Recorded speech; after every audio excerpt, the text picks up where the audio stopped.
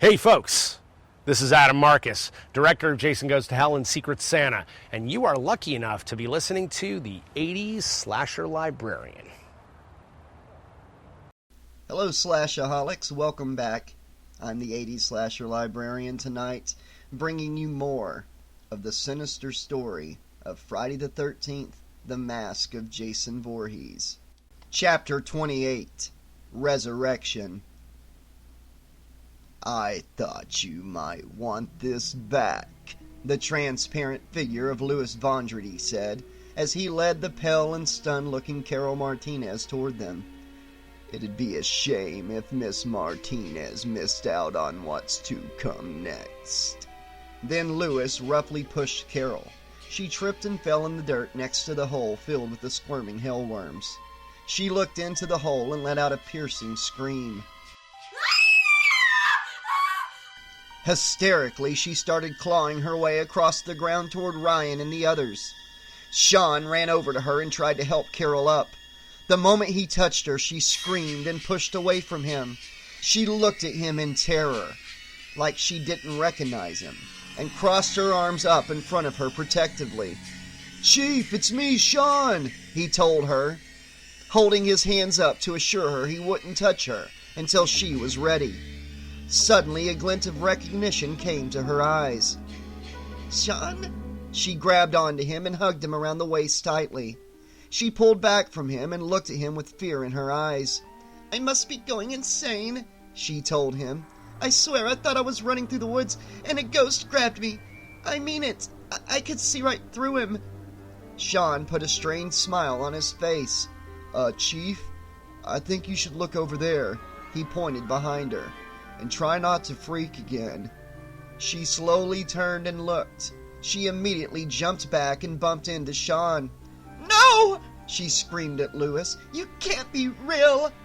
"Spare us any more of your dramatics," Louis ordered her. "It's getting really tired, young lady. It's obvious, given the reactions of those around you, that I am not a figment of that limited imagination of yours. So get over it and accept the fact." Rashid weakly stood up. "Indeed, young woman, he is quite real and quite dangerous." Then Rashid glared over at the transparent image of Louis. "So you are the one who has been orchestrating these unfortunate events." "Oh, I would love to take credit for all of this, but unfortunately, I'm merely a hired hand. It's those whom I made a pact with who are running the show," Louis admitted. "And thanks to you, old friend, and my dear niece and nephew, as well as the contributions of the others, I've managed to complete my work. Now I will receive that which I've worked so hard to get." "And what is that, may I ask, Louis?" "Petty power," Rashid said with disgust. "Have you not learned your lesson in regard to that yet? If I may be so bold, it was because of your lust for power that caused you to lose your life." "Yes, and since then, all I've desired is to get back that which was taken from me. I would renounce all the power I've accumulated if only to get back my life." Then Louis smiled. It was a very disturbing smile.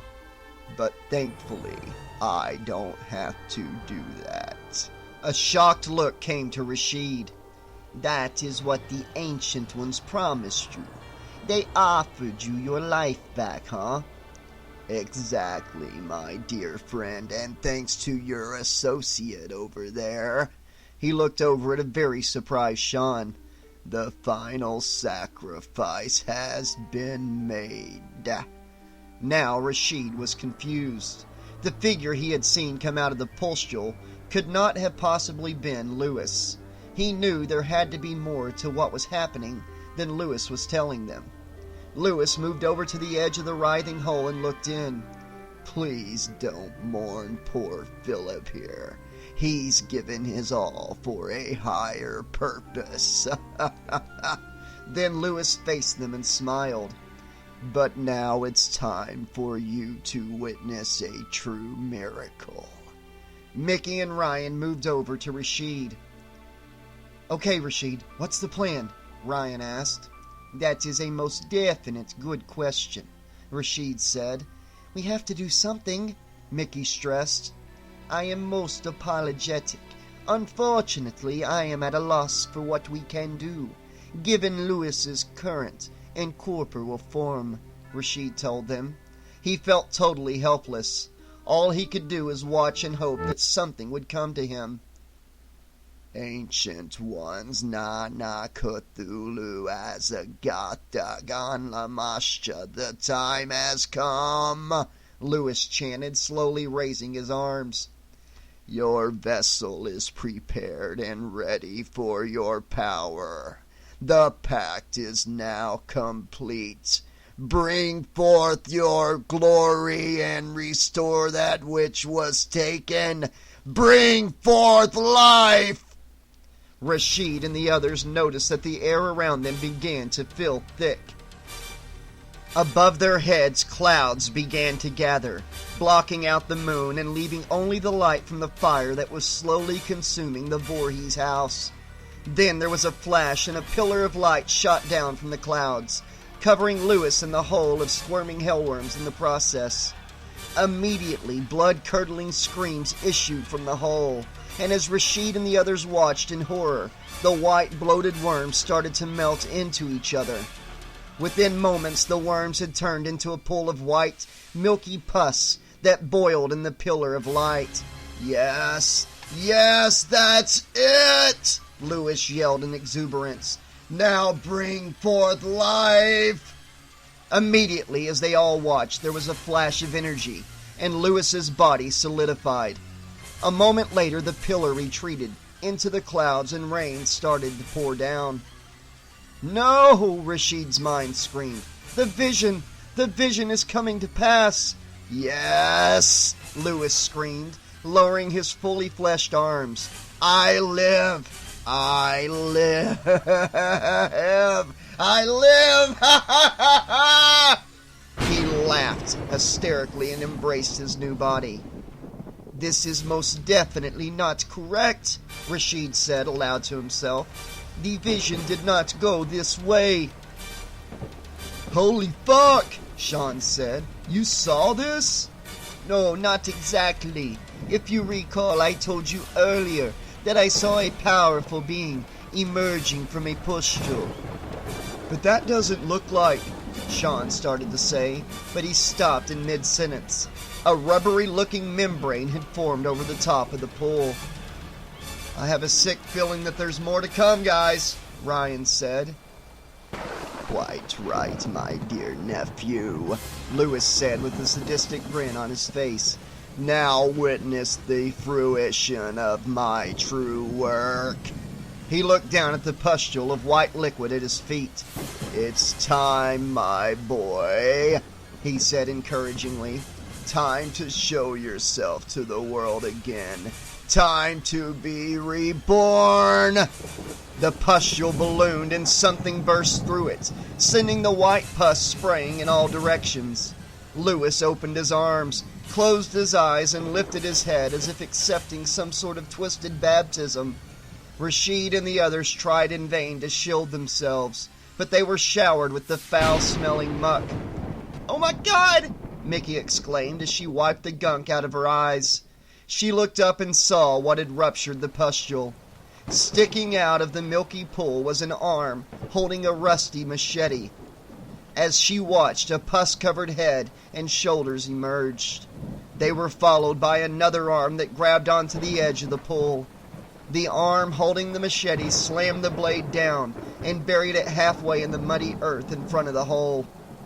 Using the machete as an anchor, the figure dragged itself out of the hole. Standing up, the figure grabbed the handle of the machete and with amazing ease ripped it free. Then it simply stood, breathing heavily, holding the machete at its side. It seemed to be looking at Rashid and the others, as if contemplating its next move. The rain quickly washed away the remaining pus and revealed the hulking figure in the tattered clothes. Over its face was the white hockey mask, looking surprisingly renewed. "But it can't be," Micki said in disbelief. "He couldn't possibly have survived." She looked over at Ryan. He had an equally shocked look on his face. "Micki, that's not Phil," he informed her. "It's Jason." "A very astute observation, Ryan," Lewis said. "Yes, indeed, it is Jason, restored to his former glory." "So that was the price for getting your life back. You had to bring that monster back from the depths of hell," Rashid said with disgust. "I'm surprised at you, Rashid," Lewis said. "I would have thought that you, of all people, would have figured the fact that Jason was never in hell. He was right here with us all the time, be it fragmented into thousands of pieces."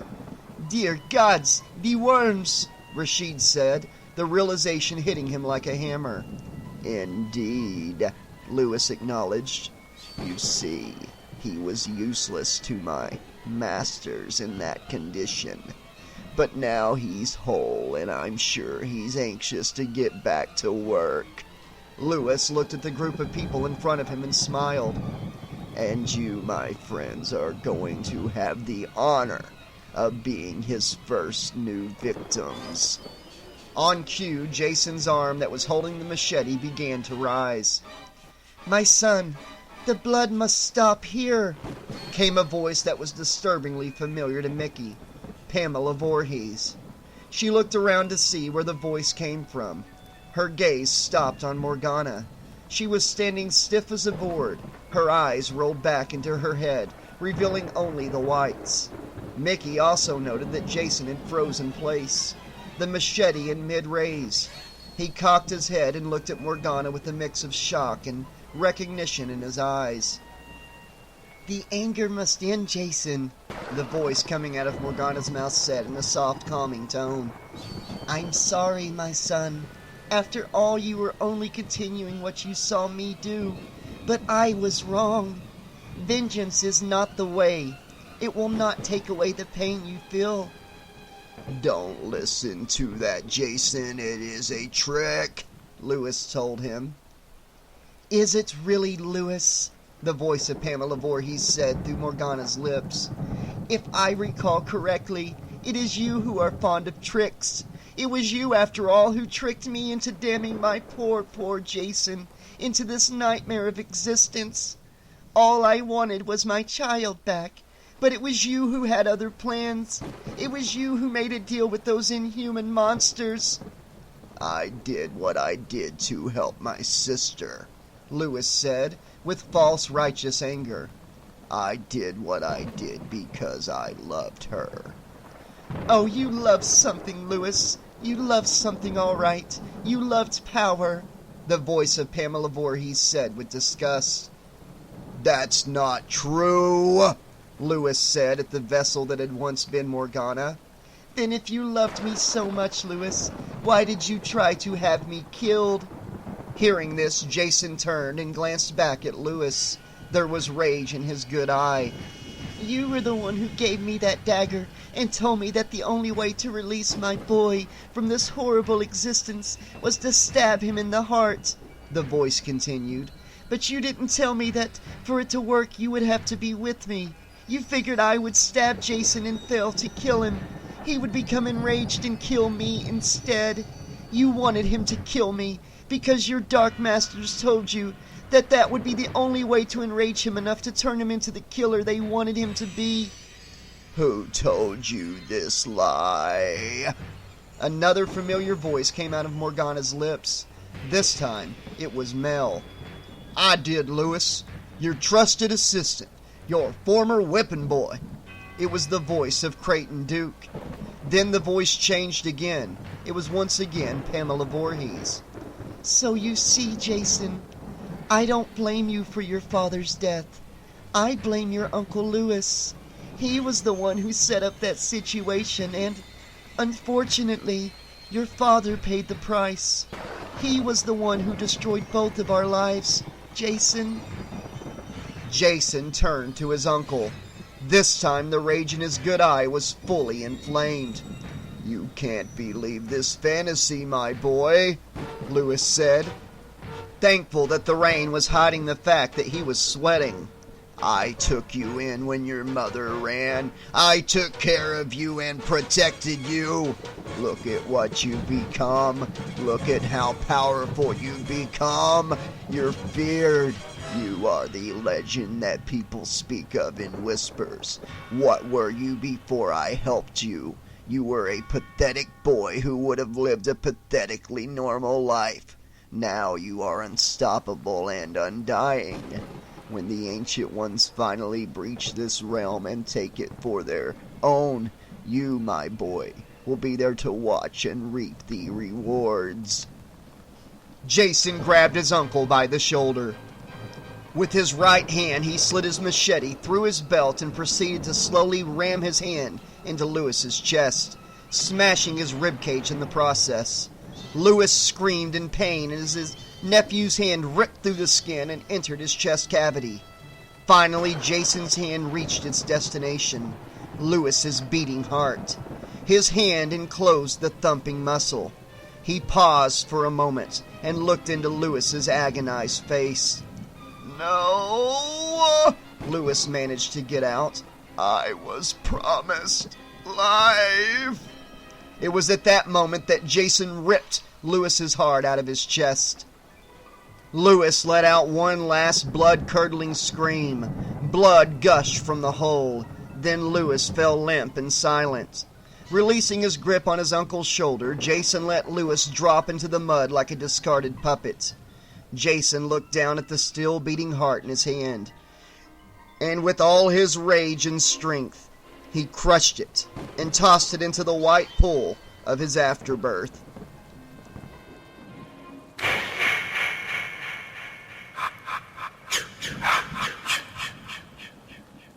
"Okay, people, I think I've had enough. I'm out of here," Sean said, grabbing Carol by the hand and dragging her along with him toward the woods. Carol was pointing at Jason and mumbling, "He came from a giant zit. He really came out of there." "Great, you're gone again," he said in exasperation, shaking his head. Sean saw Jason's head snap to attention and focus on him and Carol. The hockey-masked monster grabbed his machete and purposefully slid it out of his belt. "Oh fuck, oh fuck!" Sean yelled out in panic. He tried to speed up, but the dead weight of Carol was slowing him down. He tried to let her go, but her hand grabbed onto his arm in a death grip. Oh no, let go, damn it, Chief. Either let go or run, please." He looked over at Jason and saw he was on the move. Jason had walked around the now pink-colored pool of gunk that had given him birth and was heading straight for them. "Help me!" Sean screamed, looking over at the others. They all seemed frozen in place. But then something happened that startled and amazed Sean. Suddenly, Jason stopped. But it wasn't like he stopped of his own accord. It was more like he hit a brick wall. One minute he was coming at them, and the next he appeared to hit something and stumble back slightly. "Thank you, God," said Sean as he dragged Carol along with him into the woods as fast as he could. He knew he was on borrowed time, and he didn't want to waste this opportunity. "Come on, Chief, come on! We gotta get the fuck out of here!"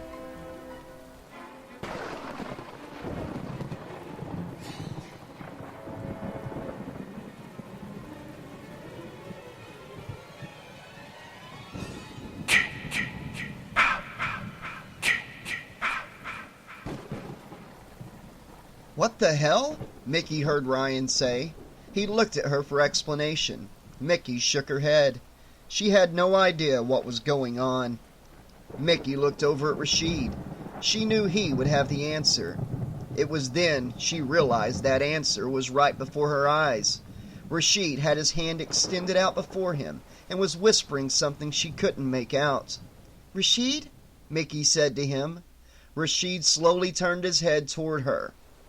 "It's you," she asked. "You're the one that's doing this." Rashid slowly nodded his head.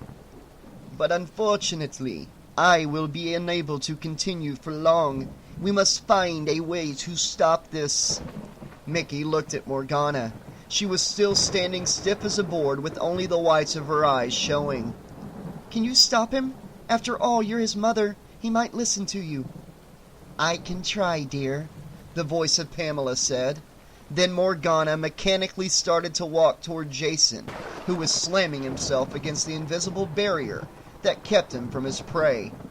Ryan started forward to try to stop her, but Micki grabbed him by the arm and shook her head. "Jason," the voice of Pamela Voorhees said.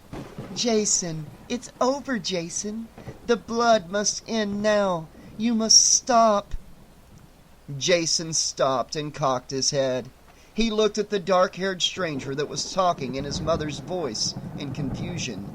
The rage inside of him told him to strike her down, but another, gentler part of him told him to listen and obey. The voice brought up memories that had been lost behind all the rage and blood. They were memories of the little boy he had once been. Memories of long walks in the woods at his mother's side. His mother making him grilled cheese sandwiches, and her telling him what a special boy he was. A tear welled up in Jason Voorhees' good eye. With the memories came the pain of loss. The world had been so beautiful then. Of course, things had not been perfect. The kids at camp constantly picked on him. His father had been less than affectionate. Yet this was paradise in comparison to the internal loneliness and dark rage that was his existence now. But then another memory struck him and brought him back to the present. It was also a memory of long ago. It was a memory of a blonde girl. She was wearing his mother's sweater. She pretended to be his mother. She told him his work was done. She told him to kneel down. Then she tried to hurt him. Rage filled his being again. A trick, the dark side of him told him. "It's another trick!" Jason lifted his machete over his head and slammed it against the invisible wall. He would break through, and he would make her pay for trying to fool him. "Jason, will you stop this now? Mother is talking to you," the voice of Pamela Voorhees said tersely. All this seemed to do is enrage Jason more. He started slamming his shoulder against the barrier. "Jason!" "He doesn't seem to be listening to her," Ryan observed. "Micki, you and the others must depart immediately," Rashid said. He was sweating. "I don't know how much longer I can maintain the barrier." "We must give her a chance, though," Micki said. Morgana's body turned toward her. "I'm sorry, dear, but your friend is right. This medium has nearly reached her limit. I must leave her body or she could die. I'm sorry I couldn't be of more help." Almost immediately, Morgana collapsed face down onto the muddy ground. Ryan ran over to her. Carefully, he turned Morgana over. She coughed up a little water, but she was still breathing. He carefully picked her up and carried her over to Micki and Rashid. "May I ask if she is capable of travel?" Rashid asked. I guess," Ryan said. "I'd be able to tell more if she was conscious." "Then I suggest you and Micki take her and depart," Rashid urged. "You're coming with us, Rashid," Micki said, surprised by the implications of his words. "Unfortunately not," he said in a chillingly calm tone. "If I were to try to move from this spot, the barrier holding Mr. Voorhees at bay would cease to function, and you and the others would be at his mercy." "But we can't just leave you here!" Micki screamed. She couldn't believe that they were even contemplating such a thing. "You must," Rashid told her, a hint of sadness in his voice. "You must live so you can stop this evil before more blood is spilt." "But how are we supposed to do that without you?" she asked, her eyes welling with tears. "You will find the way," Rashid told her. "You and Ryan always find the way. You have, since you inherited this burden from your Uncle Lewis, you have found a way." "Come on, Micki," Ryan said. He looked at the old Egyptian mystic one last time. "Make my sacrifice meaningful," Rashid told them. "I swear it," Ryan said. Then he shifted Morgana into a fireman's carry and grabbed Micki by the hand. "Let's go, Micki." "Rashid!" Micki said, tears running down her face. She was so shocked by what was happening, she didn't resist as Ryan led her towards the woods. She looked back at her mentor as she walked, unable to pull her eyes away. But finally the woods closed in, blocking her view, and she knew he was lost to her. For the next few minutes they walked, silently, listening to the uneasy silence of the woods. Then from behind them, they heard the echo of a man's scream. "Rashid," Ryan said under his breath sadly. Micki lowered her head. A few moments later they heard the sound of a branch snap and footfalls in the leaves behind them. The sounds were coming closer.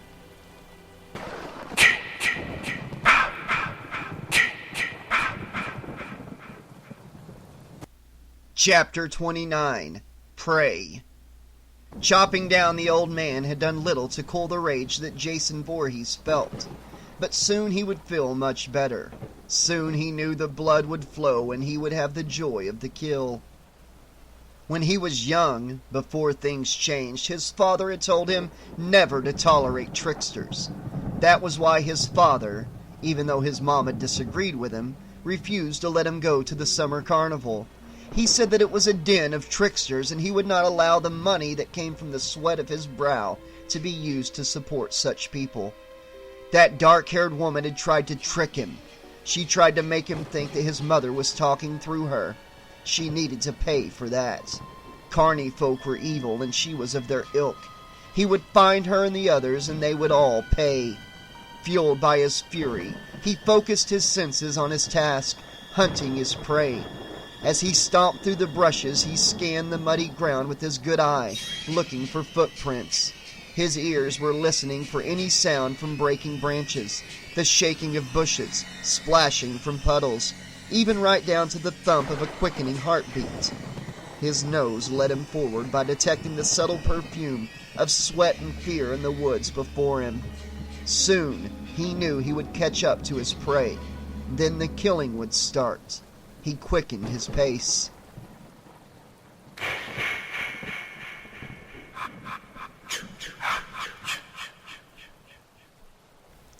Ryan leaned Morgana's unconscious body against a tree. Then he quickly looked around the brush for a weapon, any kind of weapon. He found a broken tree limb lying in the mud. Lifting up the hefty piece of wood, he propped it up against his shoulder, like a baseball bat, and headed over to Micki. "Get behind me," he told Micki. "What the hell are you planning?" Micki asked, a mix of surprise and fear on her face. "That asshole is going to track us down sooner or later. If he is so set on killing us, I for one am going to make it hard for him," he told her, swinging his makeshift club back and forth in front of him in a testing way. "Couldn't have said it better myself," said a voice from the woods. Suddenly the woods in front of them erupted in light as several flashlights were turned on at the same time. Both Micki and Ryan had to blink several times to clear their vision, but they both recognized the white-haired man in the cowboy hat who stepped out of the woods in front of them. "Sheriff," Ryan said, a rush of relief running through his body. He immediately dropped the tree limb, which hit the muddy ground at his feet and splashed his shoes and pants in the process. "You people are extremely hard to track down," Sheriff Lloyd Landis commented as he expertly flipped his double-barreled shotgun over his shoulder and slid it into the weathered-looking brown leather holster strapped to his back. "It's just lucky you two were making so much noise or we would have missed you. By the way, I love the smoke signal. Only thing is, was it necessary to burn the whole Voorhees house down?" "That wasn't exactly planned," Ryan admitted. "Well, it made our job that much easier," Landis said. "Though I have to say that running off into the woods wasn't the smartest thing for you to do." "We had no choice at the time, Sheriff," Ryan told him. "I have to tell you, Sheriff, Phil's dead." "Then I guess we're done," Landis said with relief. "Unfortunately not," Micki told him. "But didn't you just say—" Landis began. "Lloyd, Jason's back," Ryan said, cutting him off. "What?" Landis said in total shock. "And how the hell did that miracle happen?" "A man named Louis Vondrady," Ryan told him. Upon hearing the name, Landis shook his head. "Vondrady. You're telling me that son of a bitch is back in town and has something to do with this? This time it was both Micki and Ryan who were surprised. You know him? Ryan asked. Pamela's stepbrother, Landis said. I knew him when I was a younger man, and I didn't like him one bit. That guy was a total jackass. He's the one responsible for all of this. He and Pamela brought Jason back from the dead originally. He used Phil's death to bring Jason back. He was always into weird shit. No one in these parts wanted anything to do with him. The problem was that he was Pamela's brother, and Pamela was a member of the Cunningham family. No one around here ever fucked with the Cunninghams. So we had to tolerate him. I, for one, was happy to see him leave. Well, you won't have to worry about Lewis again, Micki told him. Jason killed him. Then there is justice in the world, Landis said. He was silent for a moment, but when he spoke again, he was all business. We need to get you people to safety. With that, he ordered the deputies, troopers, and highway patrolmen to point down their flashlights and come out of the shadows. Ryan counted 12 of them. He also noted that all the officers were armed with assault rifles. Where'd you get all that firepower? Ryan asked. This is Crystal Lake, son, Landis said as an answer. You don't know when you'll have some hockey-mass super killer running around these woods slaughtering people. A few AK-47s would seem to be standard issue. But I thought you believed that all these murders were simply copycat killers, Ryan stated. I had a change of mind after I saw what that fucker Phil did to Main Street, Landis told him. We'll set up a little surprise for our buddy Jason at Camp Crystal Lake. Landis smiled. It wasn't a pleasant sight. Now let's get you folks to safety. But what about the others? Micki asked. What about Sean and Carol? Landis's smile disappeared. You didn't mention there were other survivors out here. It was a little overwhelming when you came out with the flashlights and the firepower, Ryan commented. And why in the name of sweet Jesus did you people separate in the first place? Landis asked. I suggest you ask them if or when you find them, Ryan said. We had nothing to do with that. They took off all on their own. Landis motioned to one of his deputies. Ryan recognized the deputy that came over as Roy Turner. Okay, Roy, I need you and a couple of the guys over there to check the woods between here and Voorhees' house and look for a couple of survivors who might still be out there. If you run into Jason Voorhees, don't be heroes. Shoot first and run like hell.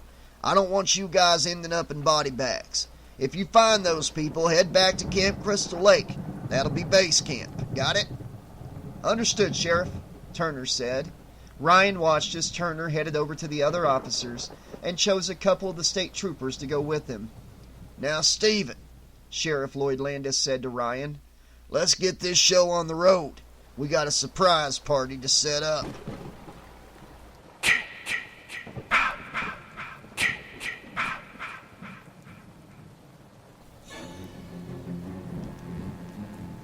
Jason could sense he was closing in on his prey. He knew there were 2 victims awaiting his blade.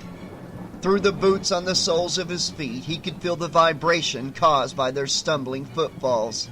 He could also feel the rhythm of their fearfully racing hearts. It called to the raging beast within him. His ears could now detect the sloshing of their feet in muddy ground, along with the snapping of branches and shuffling of bushes along the trail ahead. Then there was the smell, the sweet perfume of fear that grew stronger by the moment. It compelled him with the promise of the kill. He hoped one of the 2 prey he was tracking might be the woman who pretended to be his mother, but more than likely it would merely be the bald guy and girl he was stalking before the old man and the trickster interfered with him. Still, he knew he would track her down eventually, then make her pay. He would make them all pay. He quickened his pace even more. Soon, very soon, the blood would flow.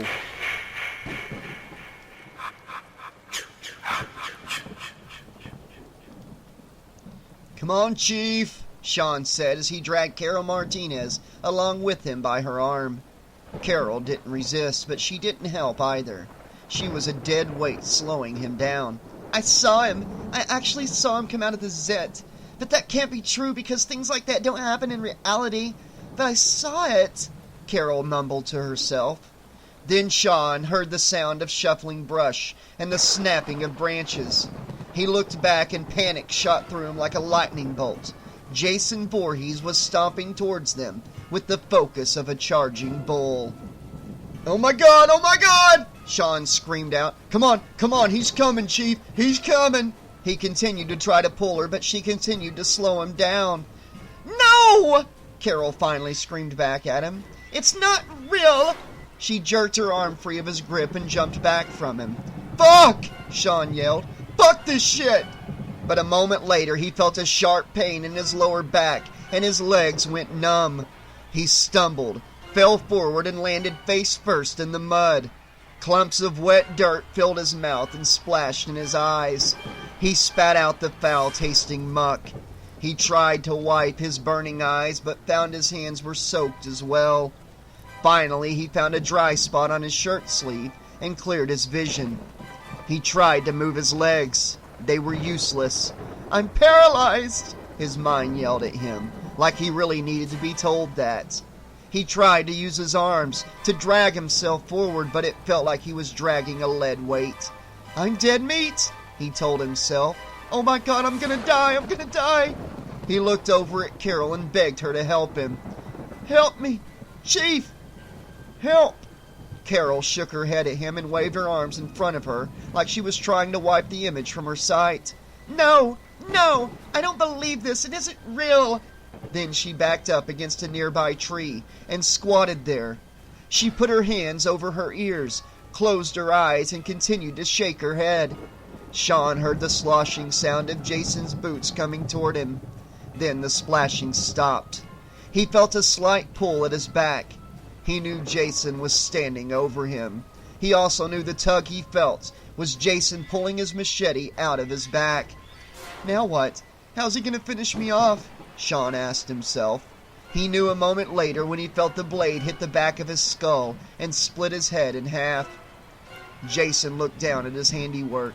His new body had worked well so far. When he threw his machete, it had felt so natural. His aim has always been right on target. And now, when he brought his machete down on the bald guy's head, it easily split it like a ripe melon. The blade hit so hard that it went completely through the head and embedded itself in the mud beneath the head.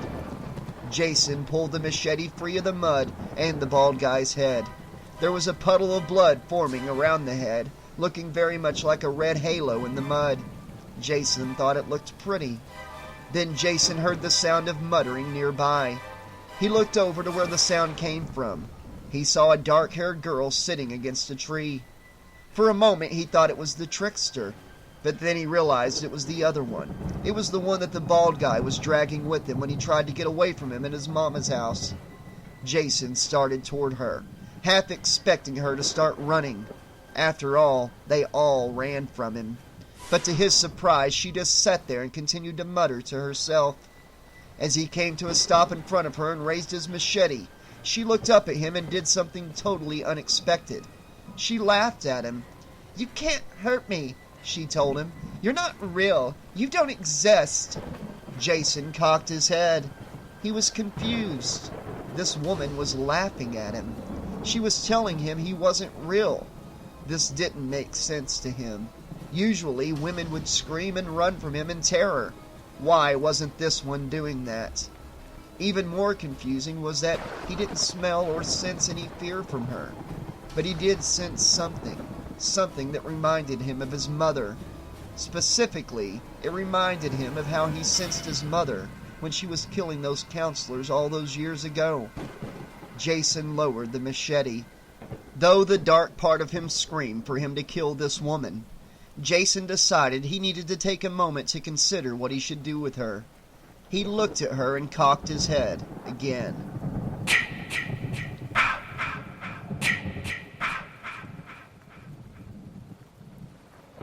Chapter 30. Party Favors. Roy Turner, with the 2 state troopers to either side of him, made his way silently through the woods looking for any signs of the 2 missing members of Stephen Freeman's party.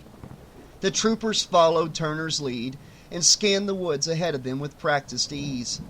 Turner had full confidence in his companions.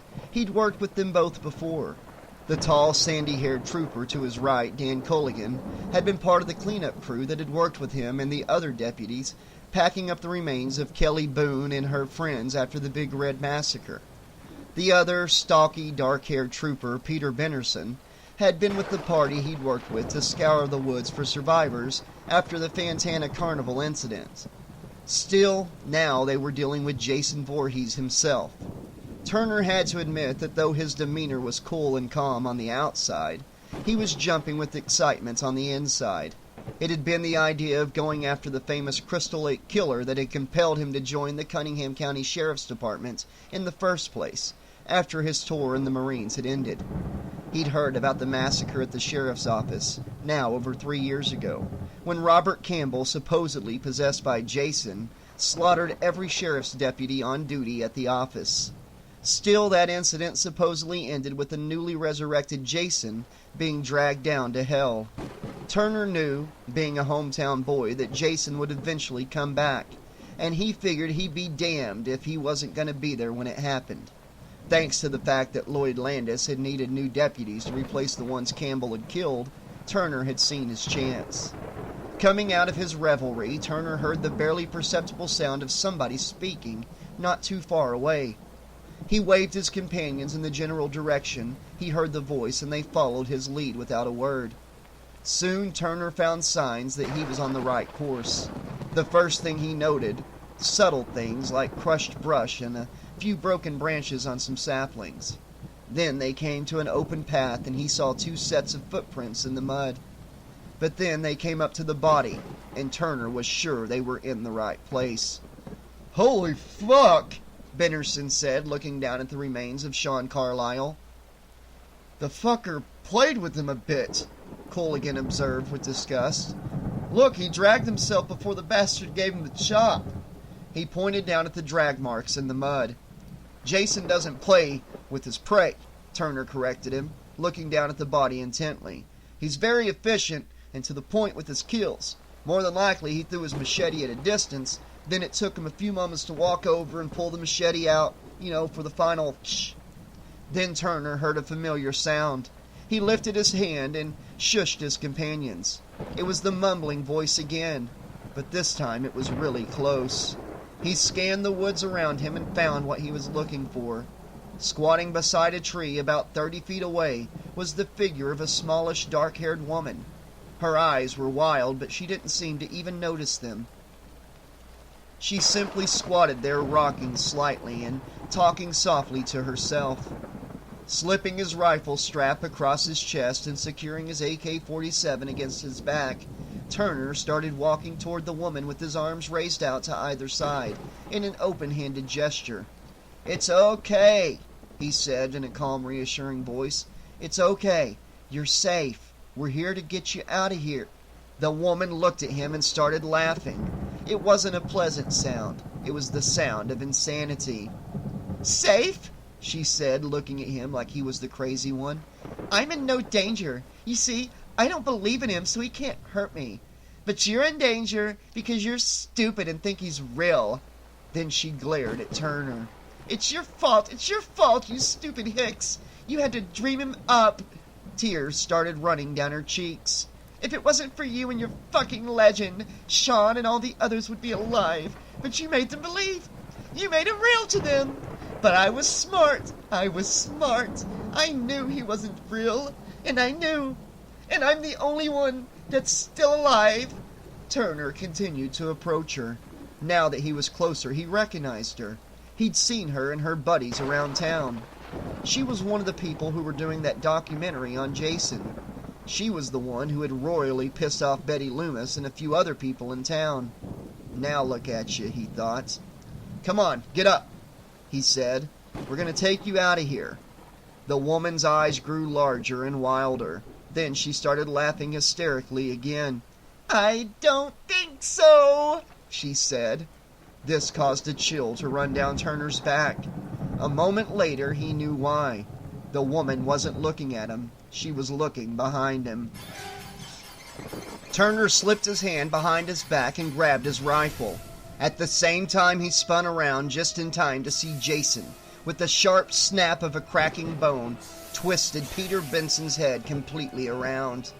To his left, Dan Culligan squeezed the trigger of his AK-47 and sent a barrage of bullets on Jason and Benderson's dying body. The majority of the bullets ripped through Benderson's body, causing it to vibrate with each hit. A few bullets hit Jason's hockey mask and careened off. None of them seemed to make any impression on Jason, who simply threw Benderson to the side like a discarded rag doll and took several rounds in the chest. Black blood dribbled from the bullet holes but stopped almost as soon as they began. "Die, motherfucker!" Culligan screamed as he continued his assault on the monstrous figure before him. Almost casually, Jason pulled his rusty machete from its resting place, slipped under his belt. "No! Disengage! Run!" Turner ordered, but Culligan ignored him and continued shooting. Jason lifted his machete over his head and flung it at his attacker. The blade of the machete hit Culligan expertly in the Adam's apple and broke through the back of his neck, severing his spine from his head. Gagging and spitting up blood, Culligan stumbled backward, his arms flung to either side of him, his AK-47 trigger still pulled and the weapon firing. Turner went stumbling back and slammed against the tree beside the woman as a string of bullets hit him across the chest. He silently thanked God that he'd had the forethought to wear his bulletproof vest today. Still, the air was knocked from his lungs and pain shot through his chest and back. He had to fight to keep from losing consciousness. He slid down the trunk of the tree, momentarily stunned. As he regained his senses, he saw that Jason had turned his head and was staring at him and the woman with his one good eye. Jason cocked his head. Then he turned his attention once again to the now fallen body of Dan Culligan. Turner had no doubt what was going through Jason's head. Focusing his mind on what he had to do, like he'd been taught in the Marines, Turner slowly pulled himself up onto his feet. Pain shot through him again, but he forced his mind not to acknowledge it. The woman laughed at him. "He's gonna get you because you're stupid and believe in him." Ignoring her prattle, Turner grabbed her around the waist and lifted her over his shoulder in a fireman's carry. The woman started kicking and pounding her fist into his already throbbing back. "No!" she screamed. "No, he doesn't want me. He wants you. He wants you because you believe in him. No, I won't let you make me believe in him. No! No!" Turner stumbled more, then trudged off the trail and into the thick of the woods. The woman's jostling threatened to knock him off balance. "Stop it!" Turner yelled back at her. "You're gonna get us killed, you stupid bitch!" "He doesn't want me!"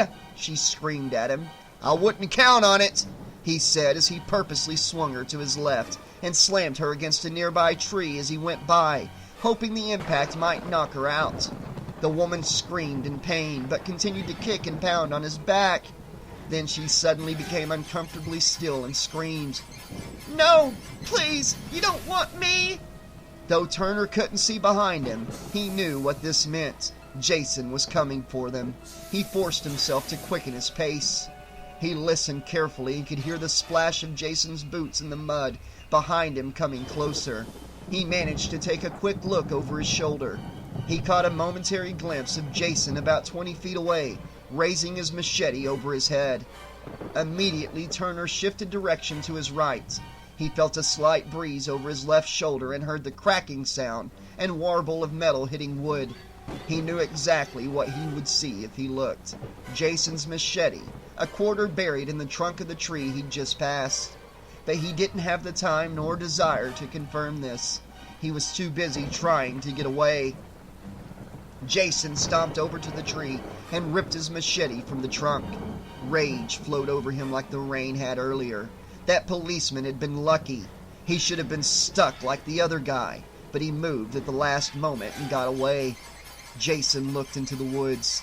He could still see the policeman carrying the woman through the trees. The dark part of him urged him to go after them and finish them off. But the other side simply wanted to go home to Camp Crystal Lake. He stood by the tree for a few moments more and watched his fleeing prey. He would let them go for now. He figured he'd get them later at camp. After all, They all ended up at Camp Crystal Lake eventually.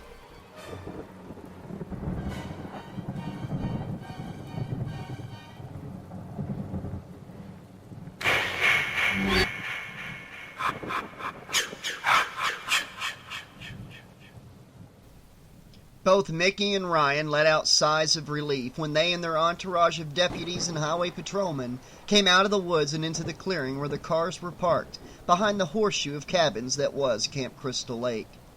If they both could, they would have dropped to their knees and thanked God. The reason for the reaction was because Sheriff Landis had been continuously on his walkie-talkie the whole trip, yelling at the people on the other end. Both Micki and Ryan had been sure all the way that the noise would have drawn Jason right to them, but they had been lucky. "I don't want to hear any excuses, Jackson. We have a barbecue to prepare and I want it done before the guest of honor gets here. Over?" Landis said into his walkie, annoyed. Micki and Ryan looked at each other questioningly. This had been a regular thing between the two of them. They both had wondered what Landis was planning. They'd heard something about a backhoe and a barrel of gasoline, but Landis cryptically cloaked his orders in the metaphor of a party and party favors. "Damned idiots! It's like they can't take a shit without me there to wipe their asses." Then he sighed and looked over at Micki and Ryan. "So no, I told you so's, people. I've been waiting for you two to say something. After all, in the end you were right and I was wrong." "I think we're just happy to be alive, Sheriff," Micki told him honestly. "The night's still young, dear lady," Landis said, smiling at her earnestly. "But I promise you we'll give that son of a bitch a party he won't soon forget." It was at that moment that they passed a blue tarp laying in the ground. Ryan knew that beneath this covering was the split remains of the wannabe Jamaican Jamal. Given the distressed look on Micki's face as they passed, he was thankful Landis's men had been so courteous. Then he noted another blue tarp covering the fire pit ahead. From the smell of cooked meat and the curls of smoke that was still wafting from underneath it, Ryan could easily piece together the fate of their late protector, Officer Marshak. The storm was still booming and rain was still falling, and seeing that Micki was looking a bit green in the gills, Ryan dug through the pockets of his jeans and handed her a semi-clean looking handkerchief. Micki gratefully accepted his gift and, with a look of relief, covered her mouth and nose with it. It was at that moment that Ryan noticed Sheriff Landis watching them. With a look of barely concealed amusement, that the white-haired man in the cowboy hat shook his head and mouthed the words, "City folk." Then Landis lifted his walkie-talkie to his lips. "Okay, people, I want all spotters in position and ready. I expect to be notified if a squirrel takes a shit anywhere near this goddamn camp. Get to it, over and out." Once they passed the fire pit, they and their entourage headed up the trail between cabins 6 and 7. They came out into chaos of law enforcement officers and other workers rushing around in front of the horseshoe of cabins. In front of cabin 1, the backhoe and its controller were dutifully digging a deep pit in front of the building. As the machine dumped its load of dirt, deputies and highway patrolmen came in with shovels and buckets to scoop up the dirt and water and run it behind the cabin. A woman with boyish cut short blonde hair and a brown highway patrol uniform came rushing up to them. She stopped in front of Landis and gave him a quick salute. "The pit is nearly done, Sheriff, and the spotters are in position. I'm in constant communication with them." "Good work, Jackson," Landis said, nodding his approval. "We need to be ready before our guest of honor arrives. I expect him to have a warm reception." He looked toward the pit. "Understood," Jackson simply said. Then she rushed off back into the chaos. Landis walked over to the deputy who had taken over carrying the still unconscious form of Morgana from Ryan. "Take her over to cabin 7 and keep an eye on her." The deputy paused for a moment, looking around at the activity around him, but finally nodded his head and headed for the open doorway of a dilapidated cabin to his right. "Why don't you and the lady go with him?" Landis suggested to Ryan. "You've done enough for one night, and with everything going on, you two'll just get in the way." "Excuse me?" Micki said, clearly incensed by the statement. "This is a job for trained law enforcement officers, not Scooby-Doo and the Mystery Gang." "Why, you—" Micki started to say, but Ryan cut her off. The sheriff's right, Micki. Let's let him do this job, okay? Ryan said, giving her a look as if to say for her not to argue. Micki gave Ryan and the sheriff a dagger stare, but kept quiet and started toward the cabin. "Thank you, Stephen," Landis told Ryan, giving him a knowing look. Ryan nodded and turned to head toward the cabin. "Sheriff?" Jackson said, running up to the sheriff again. The urgency in the tone of the blonde highway patrol officer's voice stopped Ryan in his tracks. He turned and watched the exchange. "Sheriff, we've got activity outside the camp," she told Landis. "Where?" Landis inquired. "Give me the details." "One of my men, Perkins, reported the sound of frantic motion in the brush near his position on the southern section behind the camp." "I need more than that," Landis told her. "I still have men out there looking for survivors. It could be them." Landis lifted his walkie-talkie to his lips again. "Perkins, this is Sheriff Landis, over." "Officer Perkins here, Sheriff, over," came the reply in a low voice. "Can you see anything, Perkins?" Landis said. "I need to know what's going on out there. Over." "Even with the night vision, I can only make out movement in the distance, but it is getting closer. I should be able to determine the source of the activity momentarily. Over," the voice from the walkie said. A moment later, the voice of Perkins was back, but this time he wasn't whispering. "Emergency! We got an emergency!" Perkins yelled. "We got an officer and a civilian in need of assistance. Oh my God!" Then a loud thump issued from the walkie, followed by a softer thump, the sound of crunching vegetation, and finally silence. Landis lowered the walkie-talkie and hooked it back on his belt. He looked over at Jackson. "Tell the crew I need a tarp over that pit. I need it nailed down and I need it covered with dirt. Jackson? Tell them I needed all this done 2 minutes ago. The guest of honor has arrived. Got it?" Jackson didn't even take the time to answer. She simply took off running toward the pit, screaming out orders at the workers as she went. Landis looked over at Ryan and Micki. "Looks like it's party time."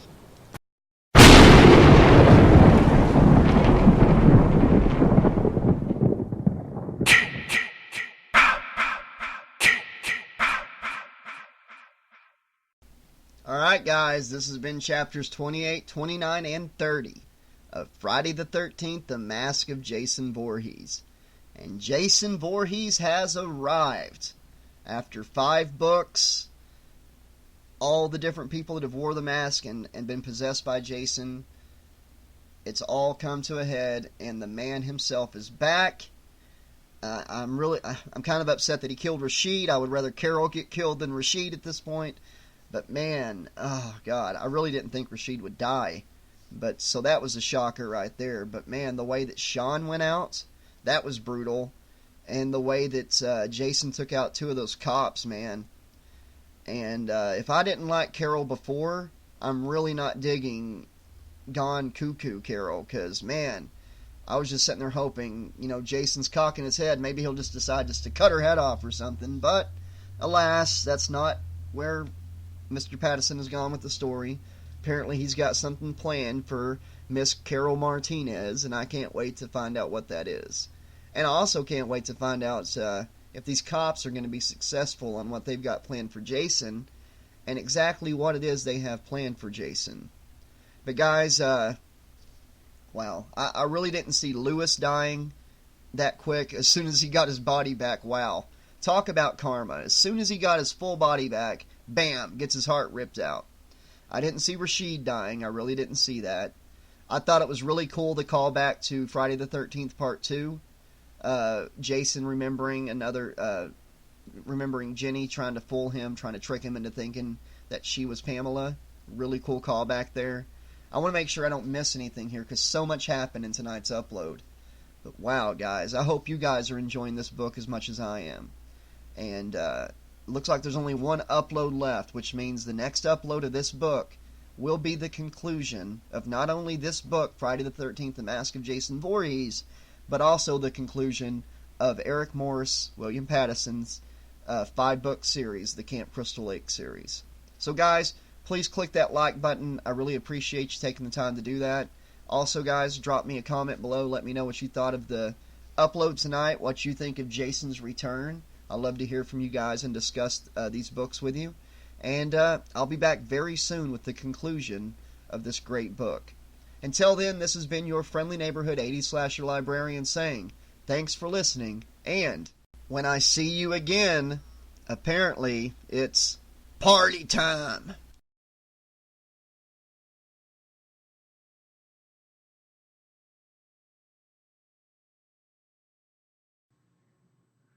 Hi, this is William Pattison, known to Friday the 13th fans as Eric Morris, and you are watching the 80s Slasher Librarian's narration of my book, The Mask of Jason Voorhees. Yeah. Enjoy.